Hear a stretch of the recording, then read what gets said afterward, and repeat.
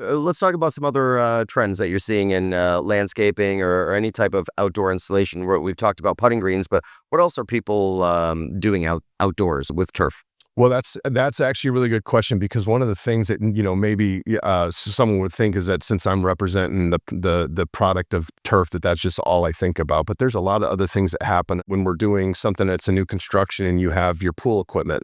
We can build a faux hedge with a gate that has access to it, but looks like a real hedge. You don't have to maintain it, and it hides all that pool equipment. Oh, nice. That's a Okay. really good idea too. Yeah. But also with all of the artificial stuff, you have to have a balance. You still have to have landscaping. You still need to do things like lighting. Lighting is huge. Lighting is huge. You need to have landscaping. You need to have palm trees. You need to have something that can't just be all artificial turf, and because it would look not, organic. Yeah, I've been to some homes where they look absolutely gorgeous during the daytime.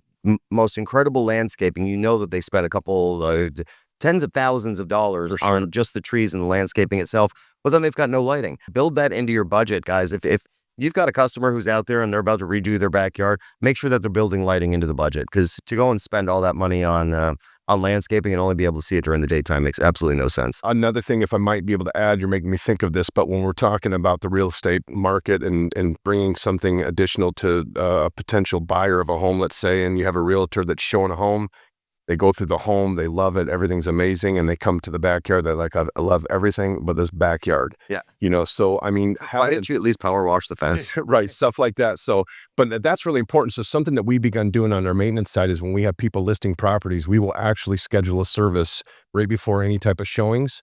And we will, just like you put cookies in the oven to make the inside smell good, we'll brush the turf and put an enzyme-based cleaner on it so that the backyard feels and smells fresh as well. And we'll do that until the property's sold. So we have multiple homeowners and realtors that use us for that, and we'll come in, so we help the backyard shine.